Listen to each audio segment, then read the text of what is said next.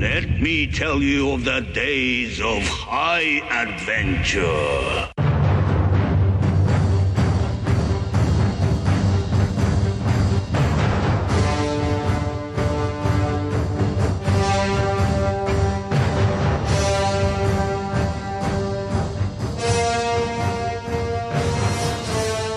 Hello, I'm Eric. And I'm Kevin. And this is 6 Degrees of Schwarzenegger, the podcast where we take a long, hard look at some of our favorite action movies from the era of Arnold. Schwarzenegger is the icon of the genre, and we're taking a deep dive into some of these 80s and 90s cult action movies and breaking them all the way down.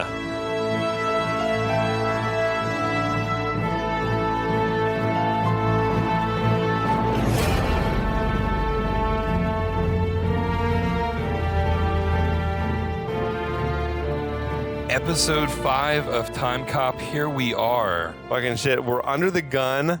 The angry mob is trying to kick in the door of our bunker. Oh, our man. 6 Degrees bunker. It's amazing. I'm glad I brought so much booze, though. Yeah. I gotta tell you, listeners, we are so drunk right now. It's late as hell. It's so late. But we're here to take you across the finish line. Because this is how important this is to us. We're dedicated. We are so dedicated. The apocalypse is happening outside of our bunker, but by God, we are finishing this podcast. So thanks for listening. Thanks to everyone on the Last of the Action Heroes podcast network. We love all you guys also. Please find us on social media, subscribe, Absolutely. Follow us. Eric's making the shit happen over there. Doing a week late. Yeah. Sometimes I apologize. Life gets confusing. No, it's all good. Yeah.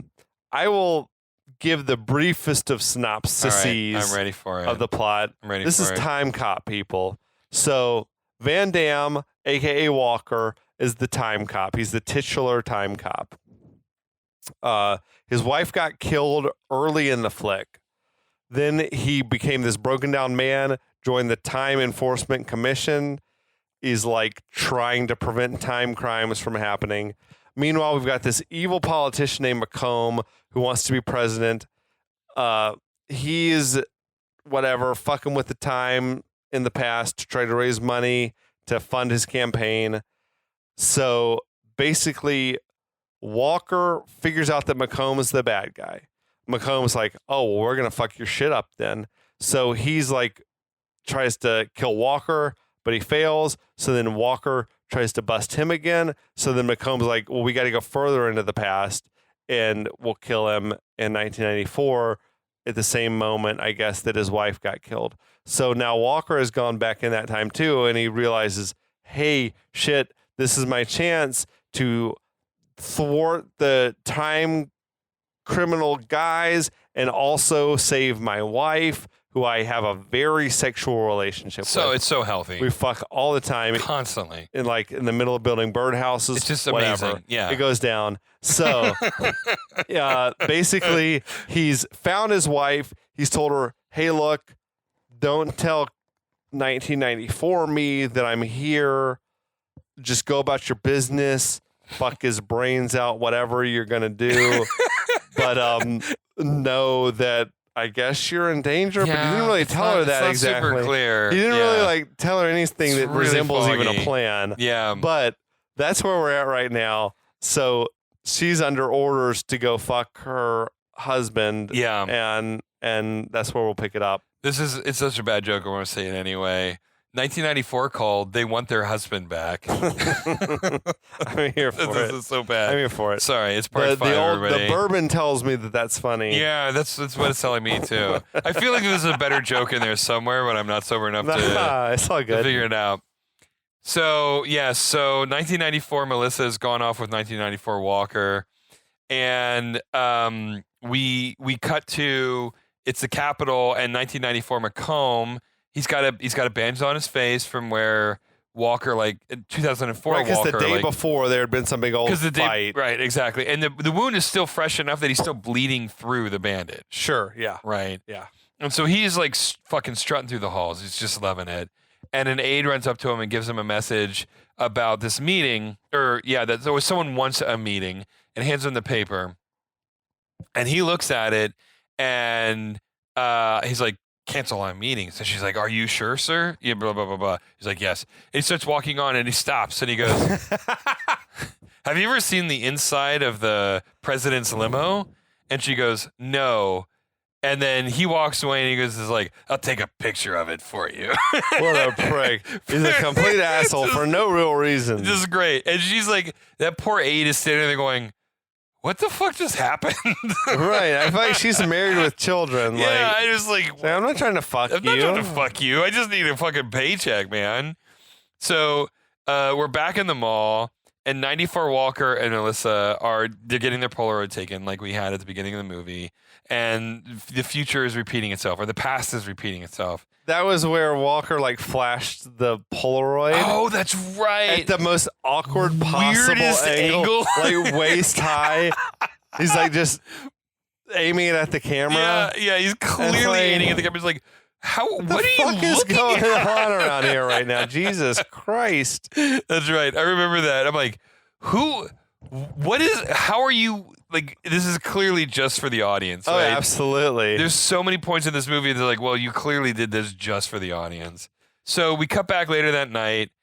Alas, we don't get to see the sex scene again, which I was really bummed about, but that's all right. It's post-coitus. They're both in bed, and Melissa attempts to tell Walker about the pregnancy again, but then the phone rings just like before. Melissa goes downstairs as 1994 Walker's getting ready to work, but 2004 Walker is there. Is like, look, I know you haven't told him about the pregnancy. You've got to tell him about the pregnancy. And I was like, what's future Walker been doing all day? Right. I mean, like, where did he go grab a lunch? Like, hang out. I mean, like, what has he been doing for like 6 hours? What he hasn't been doing is coming up with any semblance of like a plan. No plan. To fight the future goons who he knows with certainty are coming here tonight. Dude, fans of this podcast, as we will get into in a minute, if you've watched the movie, you're going to know there is no plan coming up here. No one has thought about what is about to happen. Absolutely. So, because she's, I guess, a complete narcissist, again, she goes back to what she's like in the future. Yes. Are we still together in 10 years? Right. And he completely lies and says yes, which is a justifiable lie. You're not going to say, no, dog, you're fucking dead as dirt. Like, that's just not going to happen. And then she like doubles down and asks to see a picture of her Show future me a self. picture of like, us. What in the fuck, dude? And he's like, no, I don't have anything recent. Which then immediately, like without missing a beat, she goes, am I dead? That's a wild leap to make. Immediately. And he's like, no. And but then she like, nah, dog, you're fine. It's totally, you're chill, babe. I just left it on the counter this morning. And then she asks, like, why can't we just run away?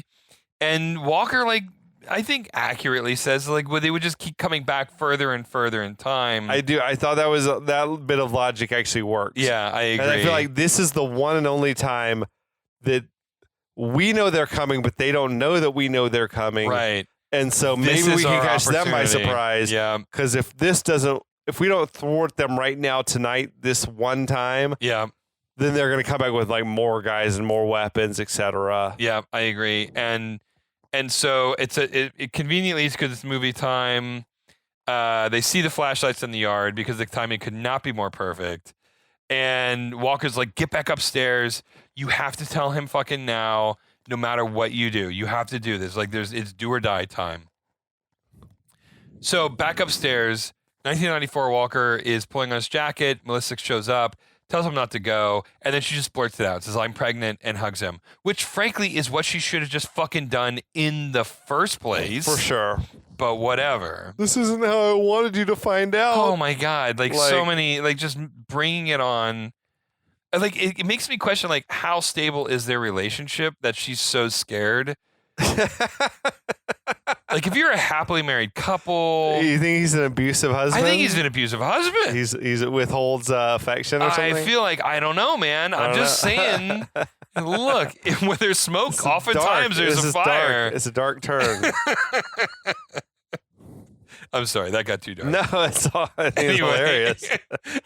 Downstairs, Walker. This is great. This is a callback to the first episode, if you've been following us along the way, it's a reversal. Whereas in that episode, Walker walks outside and is cold cocked suddenly, and by surprise, he's turned the table. He flings the front door open and like fucking grabs the guy who's waiting outside to clock him. So like, yeah, good turn of the tables, right? It was also like this terrible stunt double for Van Damme for some reason. Yeah. Like, there was no reason that it wouldn't just be Van Damme, but it was a guy for some reason who looked nothing like him wrestling the gun away from the goon. Yeah, I agree. But this whole like to cut into a bit of trivia here. Apparently, this whole sequence, like all of the choreography here, Van Damme hated it. Apparently, yeah, he's a jackass and tried to change it at the last minute. That's the cocaine talk. Yeah, and apparently the rumor is that they're like, we can't change this at the last minute. Of course. Facts. Well, it'd be like we have to relight everything. Okay, this is gonna add days onto the shooting schedule. Like, no, we're doing it. And so he just said, "Fine, my stunt double's going to do most of it." Yeah, that's shitty. So it's apparently it's like, oh, it's kind of bullshit. But I mean, that's allegedly. Like, I don't know if that actually happened, but that's what. No, I buy it because I do for too. some reasons we'll get to in a moment. Yeah. But anyway. Yeah, absolutely. So Walker takes the guy out, grabs his shotgun. A shot goes off, and past Walker hears it, goes downstairs, but Melissa stops him, or tries to go downstairs, and Melissa stops him. Then we cut back outside, and one of the future goons pops up from behind him from nowhere. Goons are able to pop out from nowhere in this movie. Well, he's just like immediately overwhelmed. Oh, he just like instantly. Like this was Walker's plan. So what were you trying to accomplish here? He's had a decade to think about what he might have done if he could do this over again. And he chooses just bust out the door. Just immediately get overwhelmed. So conveniently, the power box is on the second floor of this massively tall house. Totally normal. And so past Walker like goes to the power box, cuts the power to the overly large main fuse breaker, which if anybody has ever looked at a breaker box before, the main is not really that much larger. Mine looks nothing like that. No. Even in 1994, it's not much different than it looks now. Anyway, power is cut. There's a bit of a distraction. And of course, Jean-Claude does some of his patented kicks some ass, takes out a couple of goons. Some of the other future goons start shooting at him. He dives off of the porch. So like that fight sequence is over. So the future goons start talking, and the shotgun goon who Walker took out initially and got his gun back, said, whoa, that's not past Walker, that's fucking future Walker. Yeah, right. And the main goon is like, I don't give a fuck. Either way, Walker is dying tonight. All right. Absolutely. Respect. I like that line. Expendable shotgun goon who's going to die very soon is sent off alone. I know. He's like Dead Man Walking. I know, straight up. Like, you go off by yourself, dude. Two future goons who we've been following for the whole movie, they go back into the house. As they are looking around for Walker, one of the goons continues to make his way up this impossibly tall house. Yeah. He walks up to the second floor, nobody there. He walks up to the third floor, nobody's there. He walks up into the attic. These are all connected by stairways, by the way. It was like an MC Escher drawing in there. There's no reason that he would wander to the attic. No, there's no reason he would keep going up like this. But it's not that hard to add a sound effect like he heard something up there. But they don't do that. There's nothing.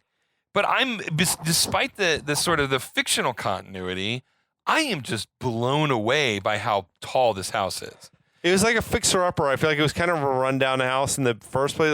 A lot of it was exposed drywall and I shit guess like so, that. yeah. So because that's a lot of house for a young married couple. I know. I wish I was buying houses in 1994. Anyway, he gets up to the unfinished attic and then takes another flight of stairs. So there's an unfinished attic above the unfinished attic. Yeah, the attic of the attic. And it's there where he sees a window that's open, and he crawls out of it. And when we cut to outside, we see Melissa crawling up this impossibly steep roof. I don't know. What was the plan here? This was the plan. There was hey, pregnant wife. I know. Get out there on that wet roof. Oh my God. And just climb it. I mean, this is just like, you do not need to be doing this right now. This is a bad idea. But anyway, so Goon sees Melissa crawling up the attic, and out of nowhere, Passwalker swings down from the rafters, kicks the Goon halfway out of the window, right? Yeah. And then pulls him back inside and down the stairs. And I'm like, dude, finish the job. Get the other half out the window and send it to the ground. No. That's not how I want to do this. Right. We need to fight some more. So they fight a bit. Walker makes the Goon drop the gun out of a window, and then finally throws him out of the window, which is what he should have done in the first place. For sure. So then Passwalker climbs out of the window, sees Melissa at this point on the top of the roof line, holding onto the antenna. What's she doing up there? What is she doing? Well, how is this the plan? What is the next step? step? You get up to the highest point of the roof and just wait up there. And so what is his response? Rather than going, she's holding onto a lightning rod, dude, and like come down. What does he do? He crawls up after her. No, I have an idea. It's just like we're just gonna go up and ride this thing out. Yeah, we're just gonna hang out on the top of this roof. Hope that there's no lightning that hits this antenna. Anyhow, unfortunately for him, Goon number 2 is not dead. Yeah, right. The guy he threw out of the window did not fall to his demise. Grabs him and pulls him off of the brick chimney. So this ends up with Passwalker hanging off of a gutter. Classic hanging off of the gutter with it's just about to pull off. Like sure, yeah. Standard trope. And just if things couldn't get worse, the antenna breaks and Melissa tumbles down.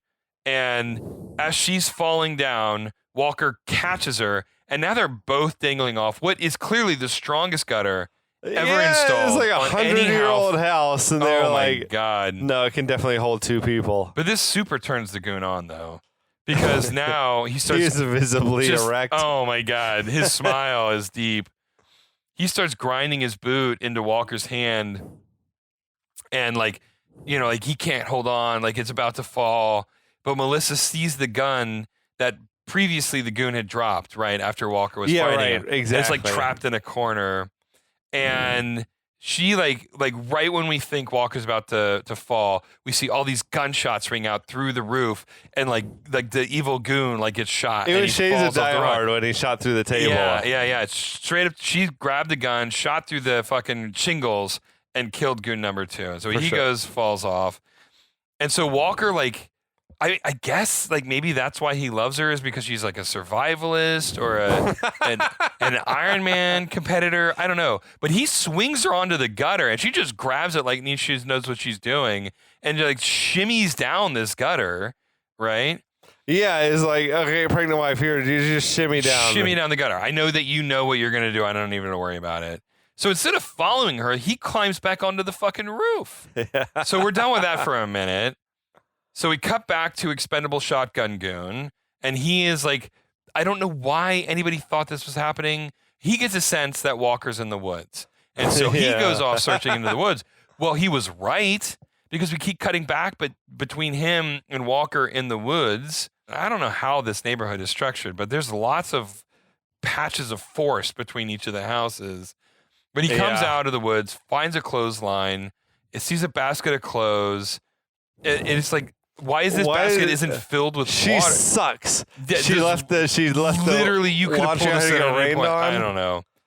But good for him because he gets an idea. Well, I had asked you when we were watching, do you even think like 2024 audience knows what a clothesline is? I do think, because I think it's kitschy right now. I think it's kitschy. Yeah, okay. I think it is. I think people like... My grandma definitely had one in the backyard. Sure. Oh, yeah. My grandmother too. I have a buddy who lives in Mexico, and he'll air dry his clothes too, but it's so dry down there. I have family in Portugal where it's like they have a washer but no dryer, and they have a clothesline out the window of the apartment. Yeah, exactly, and just roll it out. So I think that part I think like Gen Zers will watch that and they'll get it. Maybe ironically, but they'll understand what it is. So then we don't linger on this long, because we cut back to past Walker, and for whatever, I don't know what these people. He goes right back to the top of that roof. You're not wrong. He goes right back to the top of that roof. For some reason, That's like his best plan. That is his plan. The high ground. It's like fucking Obi-Wan and Anakin. What is so vital about getting to the very top of the roof? I don't know, man. Well, he's got the high ground. I guess so. I'm just gonna ride this thing out up here. So he makes it up to the top, but no sooner has he made it up there than one of the other goons has spotted him. It's like the main goon. future goon. Yeah. It just instantly shoots him in the chest. What was that dude doing up there? I don't know. Where? Why does that makes everybody... even less sense? No. That he's like, I'm gonna go up here and just wait. Why does everybody want to be on this fucking roof? It's very confusing. So Walker's shot in the chest, and he slides down off of like multiple stages of this roof, falls off the roof, which we have already established is like 4 stories above the ground. But he's fine. Yeah, he's okay. He's unconscious, but he's fine. So we cut back to Shotgun Goon, and he finds a clothesline, but then he sees like a shirt like coming at him. Oh my God, it's a shirt. It's a shirt. Holy shit, it's a shirt. And he shoots the shirt, and there's a big giant hole in it. But then he like realizes only too late that it's just a shirt. Future Walker pops out, spins the shotgun around, and shoots this motherfucker right in the dick. Like just hardcore.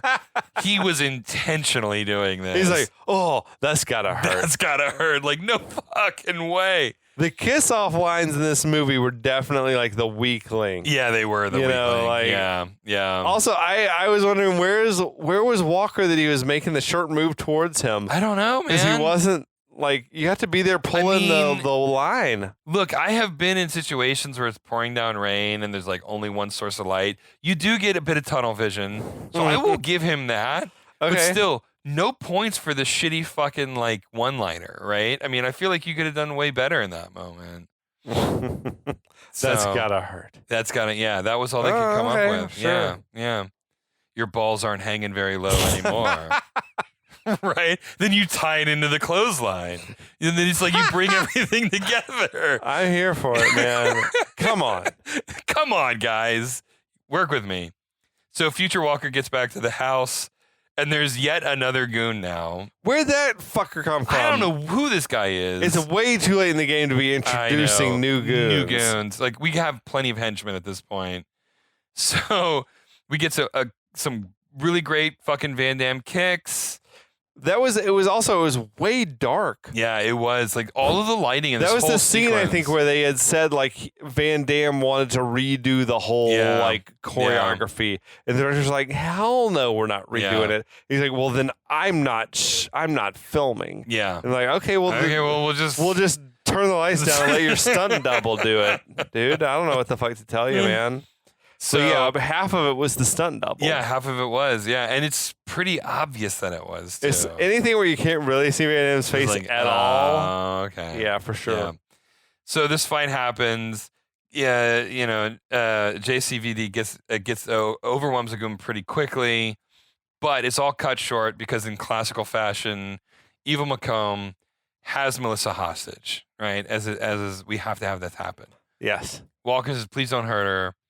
McComb like brags about how smart he is at one point and talking about that was weird. That was like just so strange. Like, what does your intellect have to do with any of this? And it's like, my intellect makes it. I'm someone who deserves to be Harvard. I went to Harvard, and I deserve to be the most powerful man in the world. It's bizarre. And he calls Walker a fucking idiot who's too stupid to figure out that the only way to make something of himself in this fancy fucking, like all of his kicking is on Broadway, which again, the second time they've kind of made fun of Van Damme in this movie. Yeah. The first one was about his accent, and the second one is about how he prefers to kick people than punch them. Which we get it, the McComb's evil. Yeah. They're laying it on thick. Laying on a rail fag.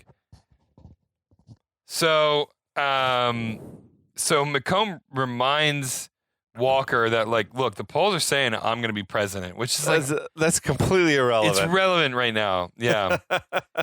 But feature goon number 1, he arms a bomb with a 5-minute countdown, and McComb says it'll separate every part of you from every other part of you, which again, okay. That's a fun Also, line. I like gotta say, that. movie baddies are always like wanting to start that countdown. Oh yeah. Like before it's really safe to do it. Oh yeah. Always. Always. It's ticking. The clock's ticking now. Yeah, we got to move it fast. Movie's coming to an end. We got to get this ticking clock going.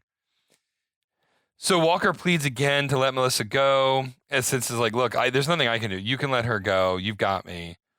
And he says, like, I don't want to kill TEC Walker because that'll raise all kinds of questions. I want to kill bullshit DC Walker because no one will care.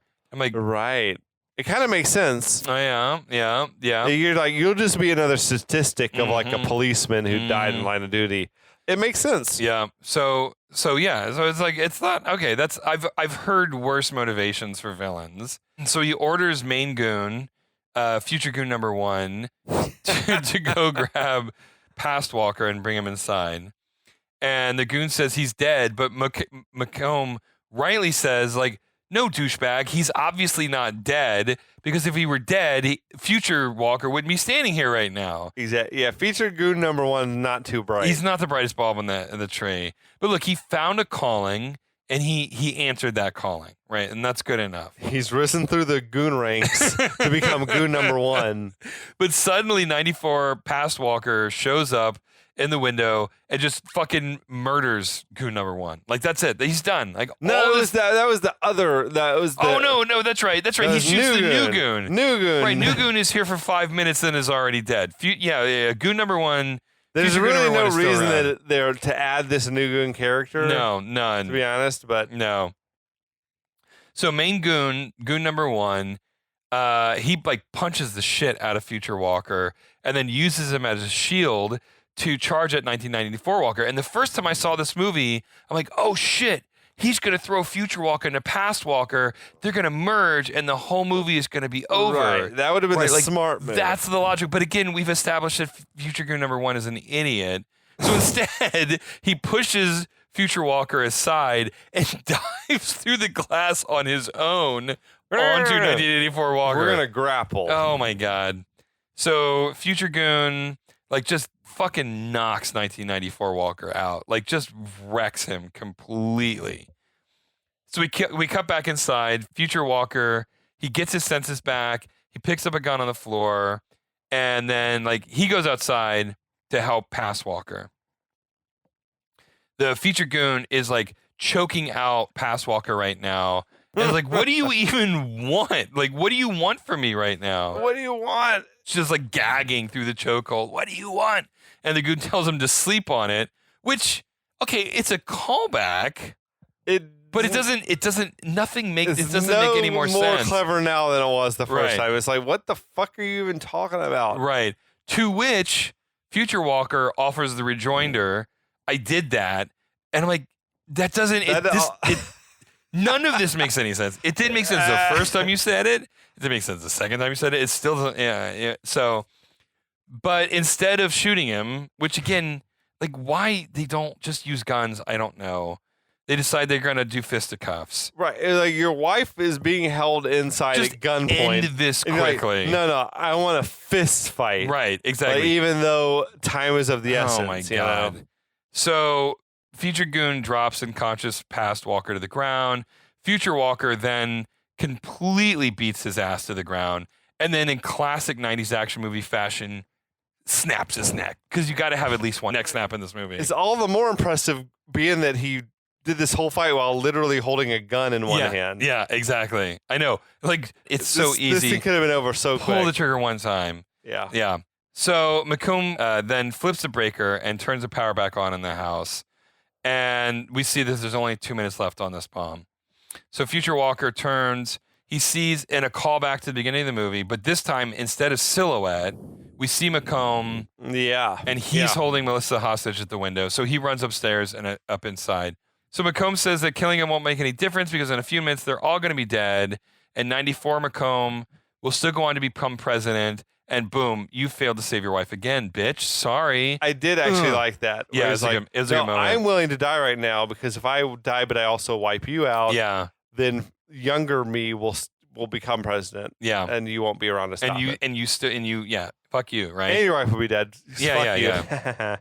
So there's a little bit of a confusing point here where like Walker is pointing out like the only reason this worked is because McComb came back to the past to kill Walker, Right. but then kills his becomes wife. like, you're back here to change the past, so Right. you're no better than me. Yeah, and it's just like it's all very you started it, dude. Right. I'm just here to try to prevent time crimes. Yeah, exactly. And it's sort of like, but nuh-uh, but you are, right? You are, but what am I, right? It's just sort of like that back and forth moment. But before that can get too crazy, past McComb walks in, and future McComb's like, oh shit, dog. What the Yeah. fuck just happened? That moment was pretty great. Yeah, Where he's it like, was great. Hey guys. Yeah. It's like, oh, what are you doing here? Yeah. You fuck You now. stupid fucking idiot. Flying the ointment. Yeah, like what are you doing here? It's like, well, I just got a message from that aide that I made a weird comment to. Yeah. And it said, come and meet me here at this address, which I didn't find suspicious at all, apparently, right? Walker, though, has this great line where he says, don't argue among yourself. That was nice. It was a good line, right? So anyway, so now everybody is in this room at the same time and the bomb can't go off. If it goes off, everybody dies. Except 1994 Walker is, we've seen, he's he's alive. at a safe distance away. Yep. Yeah. It's bizarre.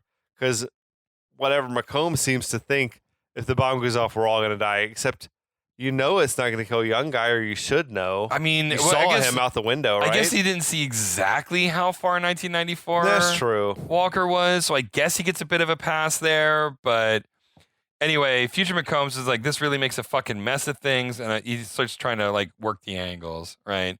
Yeah. So Future Walker, while McComb is off trying to solve the problem, he gets his wife's attention and he starts like giving a countdown with his fingers. Now, I don't know about you, but if I saw a countdown with those fingers, I'd be like, okay, something's going to happen, but like, what do you fucking want me to do? Like, Yeah, that was not like a thing that was like established earlier in the movie. Exactly.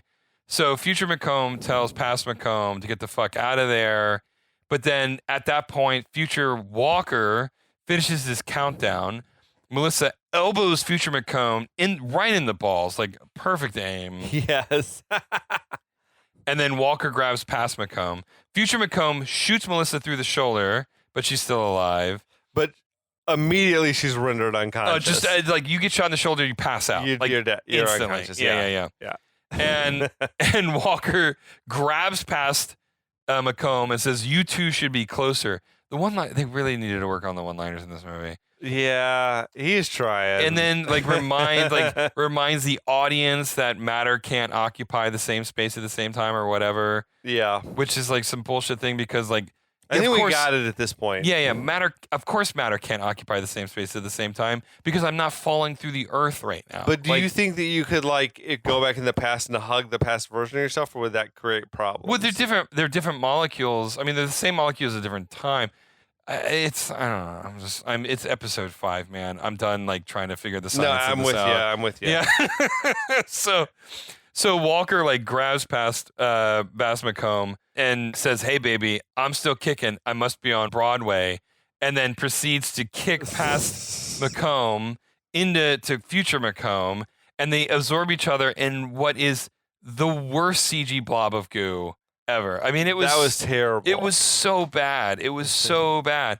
And I guess in 1994 we thought that was amazing. I don't know. This is like post Jurassic Park. I know, and it's just like I don't know. It was really bad. Like, I feel like liquid was like the first thing they figured out how to do. But by this point, looks terrible. But Jurassic Park was like out, and like we'd figured out how to do dinosaurs for fuck's sake. And you couldn't make like a blob of goo. I know. It was just better than this. Anyway, it looked like something from a PlayStation 1 game, and it like devours itself, and then it disappears.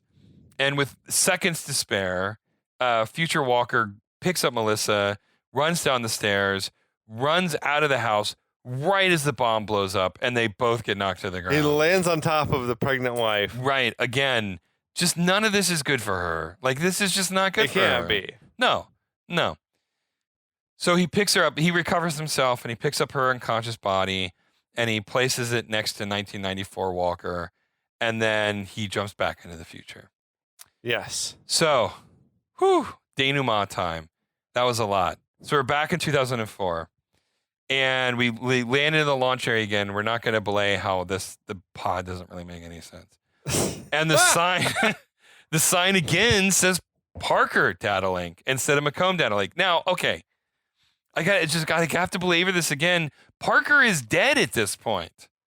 Right. So why is it Parker Data Link? Why isn't it like they're Data Link Incorporated or Data Link Industrial Complex? It should have been like Apple. Right. Right. Or Google. Exactly. But I feel like they did it just for like reestablishing continuity or something. It's something about the return process apparently dries you off and puts a bunch of mousse in your hair. Apparently. Because he's not like a wet dude who just came from the rain. No, not at all. No. He took a shower. I'm glad that time travel machines just completely do a shower for you, like a clean and a buff. So he gets out of the pod, and everything seems to be normal at TEC headquarters. Like, nobody's surprised about anything. The stoner dude, the tech guy, was like, Ricky's back to being a stoner porn addict. Yeah, we're so very all happy is right with the world. Thank God. If Ricky wasn't a porn or stone addict, I think a stoner, I'd be upset. But Matuzak greets Walker, and like he's surprised as fucking hell that Matuzak is alive, and I don't understand why. Like he did all the shit, like all of the things that happened. Well, that's like, what the fuck mission do they think he was on? Yeah, I know exactly what he's coming back from. Right, exactly. Matuzak doesn't even know what he's talking about. He's like, "Oh, welcome back." Right. And it's like, but aren't you like, where were you? What was happening right now? You were standing next to me 2 seconds ago. Like, what is going on? So Walker asks what's going on with Macomb's presidential campaign. And Matuzak is like, what are you talking about? Macomb died or he disappeared like 10 years ago. He canceled all of his meetings one day, drove off in a limousine, and we never saw him again. I did think that was kind of clever. Yeah, that was pretty fun. I did like that. And Walker's like, oh, yeah. No. Yeah, of course I remember that. But Matuzak gives him a suspicious look, and is like, you need to go the fuck home, dude. Walker smiles, pats Matuzak on the shoulder, and then he heads out.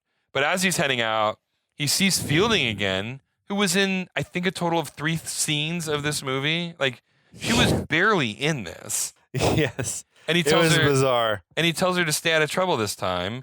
And she has no clue what she's talking about and asks if they know each other. Okay, I'm telling you, if you work at the TEC, you can just assume that everybody knows each other. Some weird shit's going on because the past is changing always. Exactly. And so that's just the assumption that you make. It's like, oh, I'm sorry. You must be from a different timeline. I don't remember you. Not that we don't know each other. Yeah, right. Anyway, he says, guess not, but tells her that Bobby Morgan is still waiting for a second chance, which blows her fucking mind.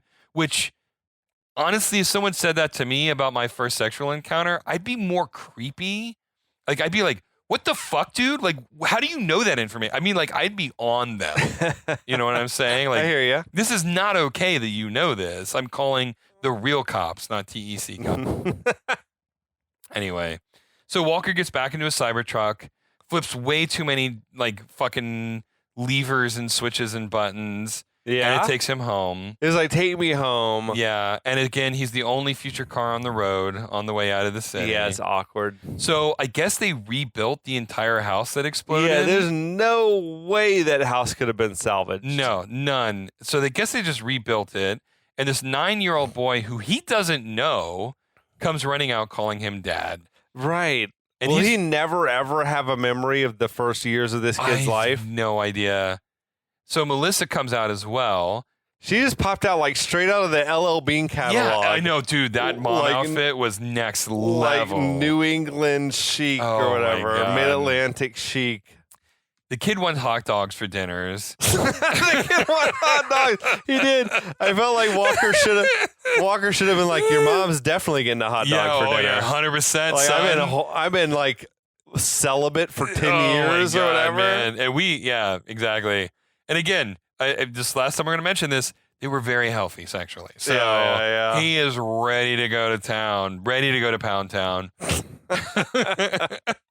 Melissa asks how his day was, and he says it was busy, which is just like, bitch, you know exactly what his day was. Well, she would remember all of it. Future him showing up, right? So I feel like he could have been like, hey, this last mission I did was the mission where That was the one. Yeah. saved you guys or whatever Absolutely. the fuck, Yeah. right? Yeah. Anyway, we're just gonna gloss over that. Who cares? He like kisses her real hard, and she says, "I have something to tell you." Right. And he It's says, got to be baby number 2. It's gotta be. Or Does she that has mean cancer. There's some other walker that's been fucking her all these years. Dude, that would be amazing, but it's not. He says, "Take your time because he's not going anywhere," which again is a callback to the beginning of the movie, but this time he actually means it. Yeah. So they go in the house, freeze frame, credits roll, and Timecop has come to a glorious end. And there was this like super 90s cover version of Time Oh Won't my god. Time Won't Let Me by the Smithereens. Yeah, yeah. It was weird. It was crazy. But that is That's Timecop. Timecop, That's man. Timecop, yeah. The highest grossing movie of Van Damme's career, apparently, Yeah. or at least movies where he was the lead role. Well, I mean, this was apparently he got too big for his britches after this. Right. We both read the same thing, which is basically he lost his damn mind. Mm-hmm. Was like, whatever. Thanks in no small part to alcohol and cocaine. Yeah, well, right. Isn't it always? But he apparently demanded. Well, they offered him a 3-movie deal at $12 million a flick, and he said no. I want $20 million a year because that's what Jim Carrey is getting paid, like the highest paid dude in Hollywood or whatever. But his movies made nowhere near the money that Jim Carrey's movies were making, so it really made no sense. I think also Van Damme just like already had the reputation of being like a diva or like hard by to this work point, with. yeah, that was I agree. So it's like, yeah, no, we're not paying you that money. Apparently, this whole thing like ended with a trip to rehab. Yeah, for Van Damme. But like where I read that the director, Peter Hyams, was like the only guy to visit him while he was in rehab. Yeah, which is, I guess, touching. That's really fucking It's cool. also like for you him. find out who your real friends are. Yeah, I know that guess. is the moment. But yeah, he definitely like. So he had the biggest moments of his career, and then immediately like self-destructed. Yeah, yeah. He said, "No, I want to be paid as the highest paid actor in the world." Hubris, thy name be Senator McComb and Jean-Claude Van Damme. And Van Damme, yeah. But the movie was a success, though. The best movie ever for Van Damme, as we said, in a leading role. Made like over $100 million on a $27 million budget. Which is, that's fucking huge, especially in 94. Back then, yeah, for sure. His next movie after this was Sudden Death, also with Peter Hyams, which I have very vague recollections of that movie, other than I remember thinking it was fucking awesome. So I want to rewatch that, Sudden Death. But the premise feels like it's like should have been a franchise. Yeah. Oh, You know? no, I totally agree. There's so many things you Well, could do with this. You know, they tried to make it a franchise in various ways. So there was a direct-to-DVD sequel called... With none of the cast returning. None of the right? cast returning. No. Matusak was in the TV show. Yeah. Okay. Yeah. But the sequel had none of the cast returning. Starred Jason Scott Lee as the lead role, and it was direct-to-DVD. Then they did a very short-lived TV show where Matusak returned, played by... I think it was a different actor, but the character's name was the same. okay. I think it was something stupid like that. Oh, okay. But it seems also like a no-brainer for a TV show. Maybe even better as a TV show. Yeah, I agree. Because then you have just the episode, the case of the week. Yeah. And my favorite, though, was the video game Timecop, which was just...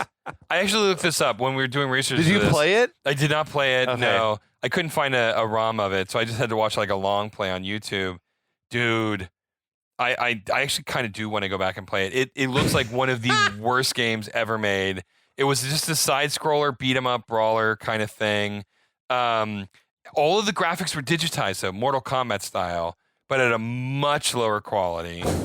And the premise is that the scientist who invented time travel that they allude to at the beginning of the movie actually was like a supervillain who became what the game called a time master, and claimed that Max Walker, who they did not get Jean-Claude Van Damme to reprise his role, Of course. was the only one who could compete with him, put some sort of new time travel device on him, and sent him on this constant like trip through time to like as a challenge. Like Max Walker was the only one who could potentially stop him. So ridiculous. an unbelievably bad game. But the box art for the game was a cover panel of the comic book, of the Dark Horse comic book. Why not? Why not? So yeah, it was clearly designed for a franchise. So it was like a Nintendo game? It was a Super Nintendo game. Okay. Yeah. Okay. That's wild shit. Yeah. That was like the heyday, though, I feel like, of like the corporate crossover. Oh, yeah. Like, they probably had a fast food deal in place as well. Oh, I'm sure. The official like hamburger of Timecop. Dude, my parents had the Batman Forever glasses from Burger King for years. Yeah. Hell yes. 1994, though, the year that this movie came out, great year for action flicks. In particular, True Lies and Speed were both out this year, as we mentioned. Classics. Also, both classics. Yeah. Clear and Present Danger, which I think is awesome. Yeah. Street Fighter came out towards the end of the year, another Van Damme flick. That's right. The Specialist, a Stallone flick, was out. Oh, yeah, that's right. Wow. That year. Timecop, I think cracked the top 20, highest grossing movies in the world that year. So, respectable. Pretty solid, right? Yeah. Other top movies from the year were Lion King was number 1. Forrest Gump was out. Yeah. Then True Lies was the number 3 global movie of the year. I mean, but we also had the Santa Claus, the Flintstones, and Dumb and Dumber. Damn, 94 was a hell of a year. It's crazy that comedies used to just make bank like that. Yeah, I know. I know. But yeah, fucking Timecop, 1994, an article of its time. Yeah. I feel like Van Damme at, I guess, the peak of his powers. Though you got to now think that he was probably just coked out of his mind. Oh my God, every the scene. whole time through. Yeah, I like the younger Van Damme before maybe he was ruined by Hollywood or whatever. Yeah. Bloodsport and Kickboxer Van Damme. Yeah, I agree. No retreat, no surrender Van Damme. I will say it's a great flick to put on the background. Get some friends over. Oh, hell yeah. Get some brews. Just have a good night. Just throw this on in the background and just talk about it and it's a argue crowd about time pleaser. travel. It is. It absolutely is. You're gonna get what you pay. With a movie like Timecop, it's like RoboCop. Yeah. I was telling you, this woman I've been seeing, I told her I was watching Timecop, and I told her, guess what it's about? Yeah. And she's like, I guess it's a cop that travels through time. Bam. Boom. You nailed it. 100%. You gotta love a movie where the plot just tells you everything you need to know. Yeah. RoboCop, he's a robot and a cop. Yeah. Bam. Boom. Done. You're on it. Yeah. Yeah. No, I agree. It's one of those, and it's the type of movie that the simpler and more to the point the title can be, the better off everybody's going to be. Right. I feel like they could have made this super elaborate movie that maybe filled in some of the plot holes. Right. A conspiracy in time. But it's we don't need this movie to really be longer than it is. Let's just get it over with. Yeah. So we can go on about our day. You know what I mean? But no, I dig it. I still dig it. I still think it's full of flaws. Oh yeah. It's still an enjoyable, fun movie to watch. Mm-hmm. So I don't know how that makes sense. It's blowing up a giant Victorian house, and hell I'm yeah, there for it. In whatever, Saskatchewan or something. Oh yeah, somewhere in somewhere in Canada. Yeah. Anyway, thank you all for going down the Timecop wormhole. That's right. With us. Oof. This has been a trip, man. Yeah, it's been a good one though. But we've got to be closing in on the holidays, so I think we're going to be back with something like Christmassy to come. Yeah, we don't even know what it's going to be yet. We got ideas. I think we'll get some ideas though. We'll figure that shit out. We'll get some ideas. Believe us when we say that we'll be back. Yeah, we'll be back. Yeah, for sure. Yeah, and thanks for listening as always. Holy shit balls! Oh my God, Eric just broke my table. Oh my God.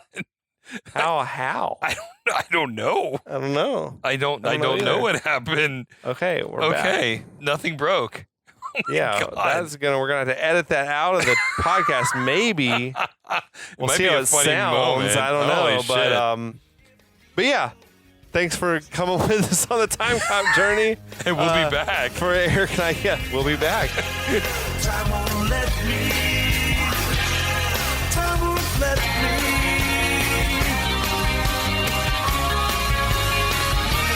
Without a lot.